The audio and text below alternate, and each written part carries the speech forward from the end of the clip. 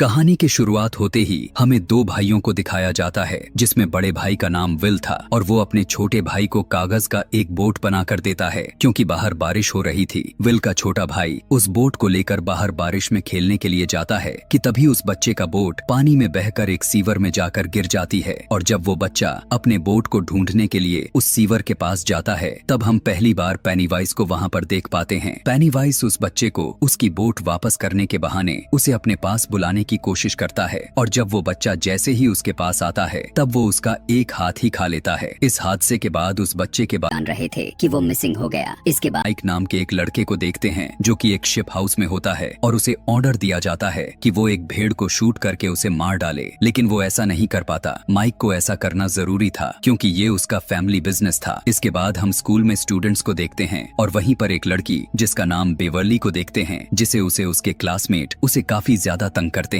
सभी बच्चे summer vacations start होने की वजह से काफी ज्यादा खुश होते हैं और वहीं पर हम एक औरत को देखते हैं जो वो अपनी मिसिंग बच्ची को वहाँ पर ढूंढने के लिए आई हुई थी। वहाँ पर एक लड़का जिसका नाम हेनरी और वो नेचर वाइज काफी इल मैनर्ड था और वो विल और उसके बाकी के फ्रेंड्स को बहुत ज्यादा परेशान किया करता था। वहीं पर हम बेवर्ली की बेस्ट फ्रेंड बेन को भी देख पाते हैं। वो दोनों आपस में काफी अच्छे फ्रेंड्स होते हैं। दूसरी तरफ विल जब स्कूल से अपने घर आता है तब उसके फादर उसे काफी डांट सुनाते हैं क्योंकि विल समझता था कि उसका छोटा भाई अभी भी जिंदा है जो सीवर में गिरकर वहाँ से होता हुआ उस जगह पर गिर गया होगा जहाँ पर उसका डेड एंड होता है। लेकिन उसके फादर उसे समझाते हुए बताने लगते हैं कि तुम्हारा भाई मर चुका है और वो ऐसी हरकतें करना बंद कर दे क्योंकि इससे उसकी मदर को काफी दुख होगा। इधर माइक जब अपने मिट को डिलीवर कर रहा था तब उसे वहाँ पर एक डोर नजर आती है और वो उसके पीछे काफी अजीबो गरीब चीजें महसूस करता है। उस डोर के पीछे से बहुत सारे लोगों की साउट करने की आवाजें आती हैं और बहुत से हाथ भी बाहर निकलते हैं और तभी अचानक से वो डोर अपने आप ही ओपन हो जाता है और वहाँ पर माइक पेनीवाइज को देख लेता है। इतने ही देर में हेनरी अपने फ्रेंड्स के साथ वहाँ जाता है और माइक को टीच करके वहाँ से चला जाता है। विल का एक फ्रेंड अपने फादर के ऑफिस में बुक रखने के लिए जाता है। तभी उसी समय वहाँ पर वो एक बहुत ही डरावनी औरत की पेंटिंग को देखता है जिससे हर बार की तरह डर जाया करता था। उसे डराने वाला कोई और नहीं बल्कि पेनीवाइज ही था जो सभी को उनके डर से ही डराता था और उन चीजों से जिनसे वो हमेशा डरते हैं। विल अपने फ्रेंड्स को लेकर सीवर के डेड एंड की तरफ जा रहा है और बेन लाइब्रेरी में बैठकर पोएट्री लिख रहा होता है और साथ ही एक जगह डेरी की एक हिस्ट्री भी पढ़ रहा होता है जो दरअसल वही जगह थी। उस हिस्ट्री में डेरी टाउन में होने वाली सारे इंसिडेंट की इंफॉर्मेशन मिलता है और वो इंसिडेंट लोगों के डेथ के बारे में ही थी, यानी बहुत से लोगों की मौत हो चुकी थी। अब यहाँ पर बेन को विजुलाइज होने लग गया था और उसके साथ ये कोई और नहीं बल्कि पेनीवाइज ही कर रहा था और वहीं पर बेन को एक बैलून उड़ता हुआ नजर आता है जो उसके सिवाय किसी और को नजर ही नहीं आ रहा था। बेन जब उस बैलून के पीछे पीछे जाता है तब उसे वहाँ पर बहुत सारे ईस्टर एग्स मिलते हैं और वो उन्हें फॉलो करते करते वो लाइब्रेरी तक पहुँच जाता है और तभी अचानक से आधा जला सर कटा हुआ इंसान बेन हमला करने के लिए दौड़ता है, लेकिन बेन अपनी जान बचाते हुए वहाँ से भाग जाता है। बेन जब वहाँ से बाहर की तरफ आता है तब हेनरी और उसके दोस्त उसे पकड़ लेते हैं, उसे काफी ज्यादा परेशान करते हैं और यहाँ तक कि हेनरी बेन के पेट पर ऐंच लिख दिया। ठीक उसी समय कार में एक कपल वहाँ से गुजरता है और बेन उनसे हेल्प मांगता है, लेकिन वो लोग उसकी एक भी नहीं सुनने वाले थे। उसी कार में बेन एक रेड बैलून देखता है जिससे साफ जाहिर था कि उस कार में जो कपल बैठा हुआ है अब वो भी पेनीवाइज के कब्जे में आ चुके हैं कि तभी किसी तरह बेन अपनी जान छुड़ाकर वहाँ से भाग जाता है और वो बैड ग्रुप उसका पीछा करते रहते हैं। दूसरी तरफ विल अपने कुछ फ्रेंड्स के साथ उस शहर के डेड एंड सीवर पर अपने भाई को ढूंढ रहा होता है, लेकिन वहाँ पर उसके भाई का नहीं बल्कि किसी और बच्चे का जूता मिलता है।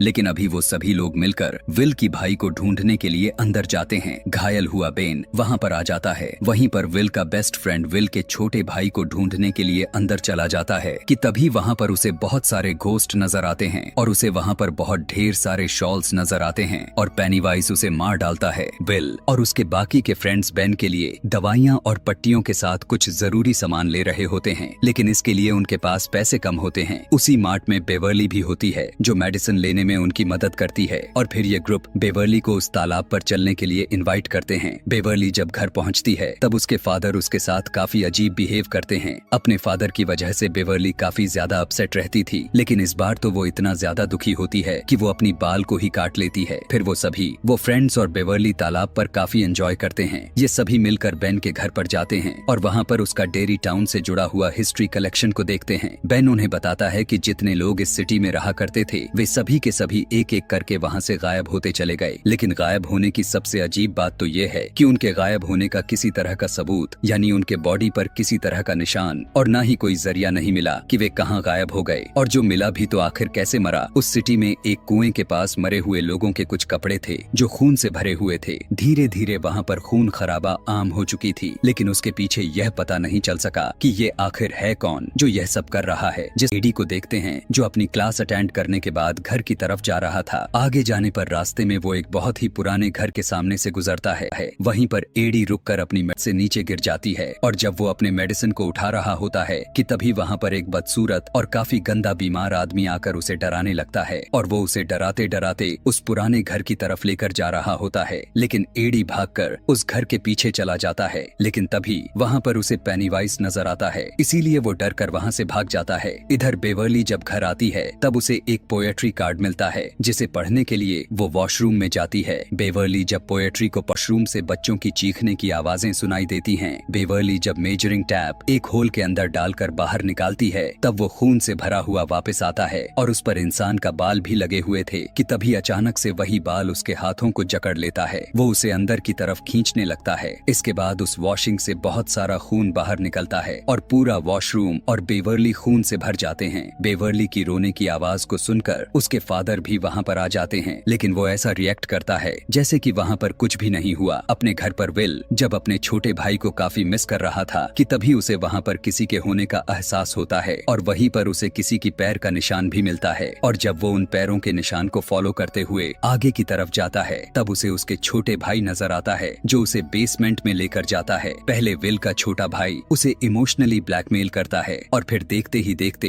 एक शैतान में तब्दील हो जाता है कि तभी वहाँ पर पेनीवाइज भी आ जाता है जो सीधा विल पर अटैक कर देता है। लेकिन ठीक वक्त पर विल अपनी जान बचाकर वहाँ से भाग जाता है। अगली सुबह बेवर्ली उन सभी फ्रेंड्स को अपने घर पर बुलाकर उन्हें अपना घर की वॉशरूम दिखाती है। सभी बच्चे देख पाते हैं कि वहाँ पर बहुत ज्यादा खून है, लेकिन बेवर्ली सोच में पड़ जाती है कि उसके फादर को वो क्यों नजर नहीं आ रहा था। फिर वो सभी मिलकर उस वॉशरूम को क्लीन करते हैं। कुछ टाइम के बाद सभी फ्रेंड्स मिलकर आपस में डिस्कस करते हैं कि यहाँ पर कुछ सही नहीं हो रहा, कुछ न कुछ तो गड़बड़ जरूर हो रहा है, क्योंकि उन लोगों के साथ भी कुछ न कुछ अजीबो गरीब हो रहा है। और वो जोकर जैसा दिखने वाला आदमी उनकी तरफ हेनरी और उसके सभी फ्रेंड्स मिलकर जबरदस्ती मारते पीटते भी हैं कि तभी कुछ दूर माइक को झाड़ियों में पेनीवाइज नजर आता है कि तभी उसी समय माइक के फ्रेंड्स वहां पर पहुंच जाते हैं और हेनरी को सेव कर लेते हैं। फिर वो ग्रुप मिसिंग होने वाली बच्चों की पोस्टर देख रहे थे कि तभी बेन उन्हें बताता है कि उसने दोबारा से डेरी टाउन के बारे में पढ़ा है। वो कहता है कि डेरी टाउन में हर 27 सालों बाद ऐसी इंसिडेंट्स होते रहते हैं। उन इंसिडेंट्स में लोग गायब तो होते ही हैं, लेकिन ज्यादातर बच्चे शामिल होते हैं। ऐसा पहले तो कुछ अरसे तक चलता रहता है, लेकिन फिर अचानक से बना आता है और बच्चों को पकड़कर खा जाता है। और इतना ज्यादा शिकार करने के बाद 27 सालों तक वो बिल्कुल रिलैक्स हो जाता है और साथ में वो यह बात भी समझ जाते हैं कि वो उसी रूप में आकर बच्चों को डराता है जिससे वो सबसे ज्यादा डरते हैं। और यह साफ जाहिर है लगभग सभी बच्चे जोकर से ही डरते हैं। विल वहाँ से सभी को अपने घर लेकर जाता है और उन्हें डेरी टाउन का मैप दिखाता है। मैप देखकर उन्हें पता चलता है कि जहाँ जहाँ वो सभी इंसिडेंट्स हुए थे वो जमीन के नीचे एक नाले से जुड़े हुए हैं और ये सारे के सारे गटर एक ही जगह पर आकर आपस में मिलते हैं और वो वही कुआं है जो उसी पुराने घर में करने के लिए कहता है। लेकिन अचानक से प्रोजेक्टर अपने आप ही चालू हो जाता है और पिक्चर्स अपने आप ही चेंज होना शुरू हो जाते हैं। ये देखकर वे सभी बच्चे काफी घबरा जाते हैं और काफी ज्यादा डर भी जाते हैं कि तभी उन पिक्चर्स में विल की छोटे भाई की पिक्चर्स भी आती है और उसी समय पेनीवाइज भी एक पिक्चर के जरिए उनके सामने आता है कि तभी अचानक से पेनीवाइज उस फोटो में से निकल जाता है और सभी बच्चों को डराने लगता है। वो सारे बच्चे काफी ज्यादा डर जाते हैं, मानकर उसके पीछे पीछे उसके घर में जाते हैं। विल सभी से कहता है कि हमें उसका मुकाबला करते हुए उसे रोकना चाहिए, वरना ये सिलसिला ऐसे ही हमेशा के लिए चलता रहेगा और हो सकता है कि उनमें से ही कोई हो जो हमसे बिछड़ जाए और उस जोकर का शिकार बन जाए। और जब वो लोग उस घर के अंदर जाते हैं तब पेनीवाइज उसे विजन दिखाना शुरू कर देता है और सभी को एक दूसरे से अलग कर देता है। एडी फिर से उस क्रिपी सा दिखने वाले आदमी से डरकर ऊपर से नीचे गिर जाता है और काफी इंजर्ड हो जाता है। उन फ्रेंड्स में से जिसका नाम रिची था वो एक रूम में लॉक्ड हो जाता है जिस रूम में बहुत सारे जोकर्स थे और तभी वहाँ पर पेनीवाइज आ जाता है। लेकिन इससे पहले कि वो रिची को कुछ नुकसान पहुंचा पाता, विल बिल्कुल ठीक वक्त पर दरवाजा खोलकर उसे बचा लेता है और फिर पेनीवाइज एडी के पास जाता है। लेकिन इससे पहले कि पेनीवाइज एडी को डरा कर मार देता, विल और रिची वहाँ पर आ जाते हैं और वो दोनों पर ही अटैक कर देता है कि तभी उसी समय बेवर्ली पेनीवाइज को एक रॉड उसके सर में ही घुसा देती है, जिससे वो काफी जख्मी हो जाता है। लेकिन इसके बावजूद भी वो बच्चों को डराने से बाज नहीं आ रहा था। वो उन्हें काफी ज्यादा डराता है और वो अपने बड़े बड़े नाखूनों से बेन को जख्मी कर देता है। लेकिन सारे के सारे बच्चे अब एक साथ थे और पेनीवाइज भी अब काफी इंजर्ड हो चुका था, तो वो उन्हें कोई नुकसान पहुंचाए बगैर ही वहाँ से चला जाता है। तभी विल उसका पीछा करते हुए उसके पीछे पीछे जाता है और उसे उस कुएं में जाते हुए देख लेता है। पेनीवाइज को वहाँ से जाते ही सभी बच्चे उस घर से अपनी जान बचाकर वहाँ से भाग जाते हैं। विल अपनी फ्रेंड से कहता है कि वो दोबारा से उस घर में जाएंगे, लेकिन इस बार वो पूरी तैयारी के साथ जाएंगे और बड़ी बहादुरी से करेंगे। लेकिन बेवर्ली के अलावा कोई अब मर चुका है। विल को उसकी बात सुनकर गुस्सा आ जाता है और उन दोनों में लड़ाई हो जाती है। वो ग्रुप आपस में बिखर जाता है। बेवर्ली उन्हें काफी समझाती है कि पेनीवाइज यही तो चाहता है कि वो दूसरे से अलग हो जाएं, क्योंकि उसे पता है कि अगर वो साथ रहे तो वो उससे लड़ लेंगे। लेकिन बेवर्ली की बातों को कोई नहीं मान रहा था। दूसरी तरफ हेनरी को अपने घर के पास रखे गए लेटर बॉक्स के ऊपर एक लाल कलर का बैलून उड़ता हुआ नजर आता है, जो कि पेनीवाइज का वहाँ होने का साइन था। जब वो उस बॉक्स को खोलकर देखता है तब उसे वहाँ पर एक नाइफ मिलता है। ये नाइफ उसी का था जब वो जंगल में बेन का पीछा कर रहा था। हेनरी जैसे ही उस चाकू को अपने हाथ में लेता है तब वो पूरी तरह से पेनीवाइज के कंट्रोल में आ जाता है। पेनीवाइज हेनरी को बहुत ही ज्यादा फोर्स करने लगता है कि वो अपने फादर को जान से मार डाले, जबकि हेनरी सच में पेनीवाइज के बहुत ही ज्यादा वश में हो चुका था और जब उसके फादर सो रहे थे तो वो सच में ही उन्हें जान से मार डालता है। बेवर्ली के डैड अग्रेसिव होकर उसके साथ जबरदस्ती करने की कोशिश करते हैं। बेवर्ली अपने फादर को टांग मारकर वहाँ से भाग जाती है और खुद को वॉशरूम में बंद कर लेती है। लेकिन बेवर्ली का फादर वॉशरूम का दरवाजे को तोड़कर अंदर घुस जाता है अपनी जान बचाने के लिए। बेवर्ली किसी चीज से अपने फादर के सर में मारकर उन्हें बेहोश कर देती है। दूसरी तरफ विल बेवर्ली को ढूंढते ढूंढते उसके घर तक चला जाता है, जहाँ पर उसे बेवर्ली के फादर के डेड बॉडीज के साथ दीवारों पर लिखा हुआ पेनीवाइज का मैसेज मिलता है। वहाँ पर लिखा हुआ था, you die if you try. विल अपने सभी फ्रेंड्स को बताता है कि पेनीवाइज बेवर्ली को लेकर चला गया है और वो बेवर्ली को बचाने के लिए दोबारा से एक हो जाते हैं और फिर वो लोग दोबारा से इस घर में आते हैं। लेकिन इस बार वो लोग पूरी तैयारी के साथ अपने साथ हथियार भी लाए हुए थे ताकि वे लोग पेनीवाइज का मुकाबला कर सकें। दूसरे तरफ हम बेवर्ली को देखते हैं जिसके ऊपर खून के कुछ कतरे गिरते हैं, जिससे वो होश में आकर देखती है कि वो तो एक गटर में है जहाँ पर एक कचरे का एक बहुत ही बड़ा ढेर काफी ऊंचाई तक लगा हुआ था और वहाँ पर बच्चों के डेड बॉडी हवा में फ्लाई कर रही होती हैं। तब बेवर्ली वहाँ से भागने की कोशिश करती है, लेकिन पेनीवाइज उस पर अचानक से अटैक कर देता है और उसे काफी ज्यादा डराने लगता है। लेकिन अब बेवर्ली नहीं डरने वाली थी। बेवर्ली बड़ी बहादुरी से उसका मुकाबला करने लगती है और जब पेनीवाइज यह देखता है कि बेवर्ली उससे नहीं डर रही तो उसे अपना असली रूप दिखाता है और वो पेनीवाइज की एक डेड लाइट भी थी। उसे देखकर बेवर्ली तुरंत बेहोश हो जाती है। सारे बच्चे कुएं से नीचे उतर जाते हैं, लेकिन जब माइक की बारी आती है तब हेनरी उस पर अटैक कर देता है। वो उसे मारने की कोशिश करता है, लेकिन उससे मुकाबला करके उसे कुएं में काफी नीचे की तरफ गिरा देता है। वो लोग जब कुएं से नीचे उतर रहे होते हैं तब उनका फ्रेंड उनसे अलग हो जाता है और यहाँ पर पेनीवाइज उस भयानक सी दिखने वाली औरत के रूप में आकर उस पर अटैक कर देता है। बाकी के फ्रेंड्स अपने उस दोस्त को ढूंढने के लिए वहाँ पर पहुँच जाते हैं, लेकिन इससे पहले कि पेनीवाइज इसे जान से मार डालता वो सब वहाँ पर पहुँच जाते हैं और पेनीवाइज वहाँ से भाग जाता है कि तभी वहीं पर विल को उसका छोटा भाई नजर आता है, जिसको फॉलो करते हुए वो बिल्कुल उसी जगह पर पहुँच गया था जहाँ पर बेवर्ली उसके कब्जे में थी। बेवर्ली हवा में लटक रही थी। उसे देखकर विल उसे नीचे लाने की कोशिश करने लगता है और फिर विल अपने भाई के पास चला जाता है। तभी बाकी के फ्रेंड्स वहाँ पर आ जाते हैं और सभी मिलकर बेवर्ली को नीचे उतारते हैं, लेकिन बेवर्ली होश में नहीं थी। वो सभी उसे होश में लाने की कोशिश करते हैं, लेकिन उनकी कोशिशें नाकामयाब रह जाती हैं। फिर बेन बेवर्ली को हक करता है क्योंकि वो उसे काफी लाइक करता था, तो इसीलिए बेवर्ली पेनीवाइज की ट्रैप से बाहर आ जाती है और बिल्कुल होश में आ जाती है। पेनीवाइज विल को उसके छोटे भाई के रूप में उसे काफी इमोशनली ब्लैकमेल करता है और उसे अपने साथ घर लेकर जाने के लिए भी कहता है। विल उसकी बातें सुनकर रोते हुए कहता है कि मैं जानता हूँ कि तुम मेरे भाई नहीं हो, और वो उसे अपने गन से शूट कर देता है। लेकिन इस बार पेनीवाइज काफी गुस्से में आ जाता है और अपने असली रूप में आकर उन सब पर अटैक कर देता है।